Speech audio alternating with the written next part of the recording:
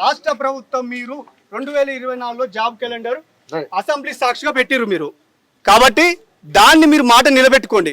మీరు మమ్మల్ని అంచివేయాలని చూస్తే మిమ్మల్ని పాతాల లోకానికి 500 ఫీట్లు అడుక్కు తొక్కుతాం బిడ్డ. ఫుట్బాల్గా అడిగేంత వరకు తొక్కుతాం నిరుద్యోగులు.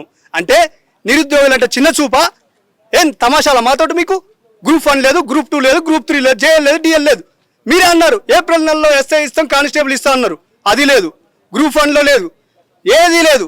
అంటే వీళ్ళు పేదలు అమాయకులు ఏం తెలియదు అని నిరుద్యోగులు వీళ్ళని చైర్లకి అంకితం చేస్తా అంటే మీకు జాబులు వచ్చినాయి. మిమ్మల్ని ఆనాడు మేము గెలిపించుకున్నాం. అదే స్థాయిలో మిమ్మల్ని పాతాలకు తొక్కే బాధ్యత కూడా మేము తీసుకుంటాం. ఎవరినైనా సహించాం, ఏ ప్రభుత్వాన్నైనా మేము సహించాం. ఎవరైనా మమ్మల్ని చిన్న చూపు చేయాలని చూస్తే మేము ఖబర్దార్, మేము ఒకటే ఛాలెంజ్ చేస్తున్నాం. మీరు తక్షణమే మీరు జాబ్ నోటిఫికేషన్ విడుదల చేయండి. ఈ స్థానిక సంస్థలకు ముందు లేని ఎడల రాష్ట్ర వ్యాప్తంగా గందరగోళం అయ్యే పరిస్థితి ఏర్పడుతుంది. దీన్ని మేము ప్రధానంగా డిమాండ్ చేస్తున్నాం.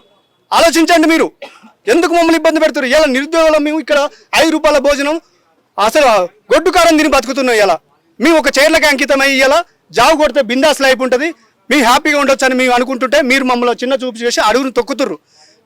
మీరు మార్పు రాకపోతే మేము ఇక మాటలు గీటలు చెప్పడాలు ఉండవు. పెన్నే పట్టిన ఇన్ని రోజులు పెన్ను కావాలనుకుంటే మేము ఏదైనా పడతాం. మేము రోడ్లకు ఎక్కితే మీరు రోడ్లకు తిరగాల్సిన అవసరం ఉంటుంది. మేము ప్రభుత్వాన్ని డిమాండ్ చేస్తున్నాం, ముఖ్యమంత్రి గారిని మీరు తక్షణమే రిలీజ్ చేయాలి. ఎవరైనా సరే మీరు సహించేదే లేదు. ఇలా విద్యాశాఖ దిక్కు లేదు. మాకు ఎన్ని ఖాళీగా ఉన్నాయి, ఏంట్లో ఖాళీగా ఉన్నాయి, ఇలా ఏమీ లేదు. మీరు ఏం చెప్పిర్రు? మీరు విడుదల చేస్తున్న క్యాలెండర్ మీద మీ మాట మీద నిలబడబోతే మీరు ఎందుకు ఇక ప్రభుత్వం ఉంటే దేనికి? మేము సంఖ నాకడానికా మీరు ఉన్నది? అంటే ఏం చేయలేరు అనుకుంటున్నావా? మేము ఏం చేయాలో చేయాలో మా తడక్క వేరుంటుంది, నిరుద్యోగులది మా స్టైల్ వేరుంటుంది. ఆ స్టైల్ చూపిస్తే మీరు తిరగడం కష్టం. ఇక మళ్ళీ ఏ నాయకుడు కూడా మేము సైన్ చేయలేదు. మీరు దీన్ని గుర్తుపెట్టుకొని మీరు ఎంబలో మార్పు రావాలని మేము కోరుకుంటున్నాం. తెలంగాణ రాష్ట్రంలో నోటిఫికేషన్లు ఇస్తామన్నా కూడా విద్యార్థులంతా కూడా ఈ యొక్క నోటిఫికేషన్ మాకు టైం ఇవ్వాలంటే కూడా వాళ్ళే ఎదురు ధర్నా చేసే విధంగా ఇప్పుడు అసెంబ్లీ సాక్షి కావచ్చు, ఎక్కడ పడితే అక్కడ సీఎం రేవంత్ రెడ్డి హోదాలో మాట్లాడుతున్నారు. దీనిపైన మీ అభిప్రాయం ఏంటి సార్? ఇప్పుడు ఏ నిరుద్యోగైనా జాబ్ వేస్తే అంటే వద్దనడు. ఇదంతా పచ్చి అబద్ధం. ఇంత పచ్చి అబద్ధం ముచ్చట సీఎం హోదాలు ఉండి ఎవరు చెప్పరు. ఎందుకంటే ఉద్యోగాలు కావాలంటే happy life, business life, job కొట్టుకుంటే నేను హ్యాపీగా ఉంటాను అనేది ఒక నిరుద్యోగం ఉంటుంది. అంతకన్నా ఇంకా హ్యాపీనెస్ ఏం కావాలి? మేము ఇంద్రబార్ కూడా మీటింగ్ పెట్టుకొని మేము న్యాయబద్ధంగా అడిగినాం. అరెస్టులు చేస్తున్నారు ఇలా రోడ్ల మీదకి వస్తే. ఎందుకు అరెస్ట్ చేస్తున్నారు? మమ్మల్ని చూస్తే ఎందుకు మీకు భయపడుతున్నారు? అంటే మేము అంత అమాయకులం, వీళ్ళు నిరుద్యోగులు వీళ్ళదేముంది అనే టైప్ ఆఫ్లో మీరు ఆలోచన ఇది మార్పు చేసుకోవాలని మేము కోరుతున్నాం.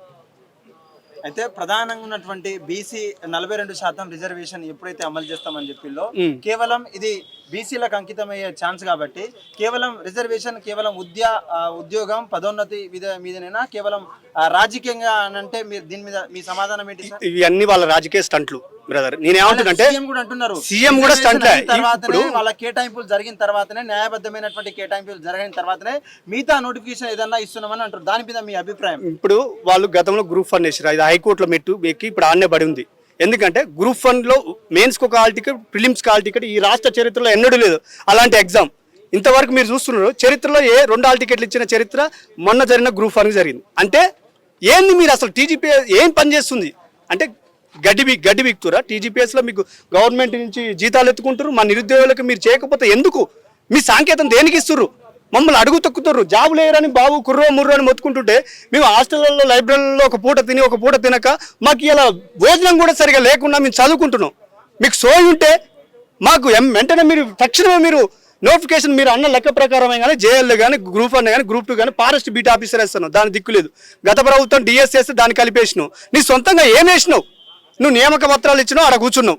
ఏమన్నంటే 60,000 నోటిఫికేషన్ ఇచ్చిన అంటున్నావు. దేనికి ఇచ్చినావు? నీ సొంతంగా ఒక సర్క్యులర్ జారీ చేసినావు లేదు, శూన్యం. అంటే మమ్మల్ని అనుస్తున్నావు.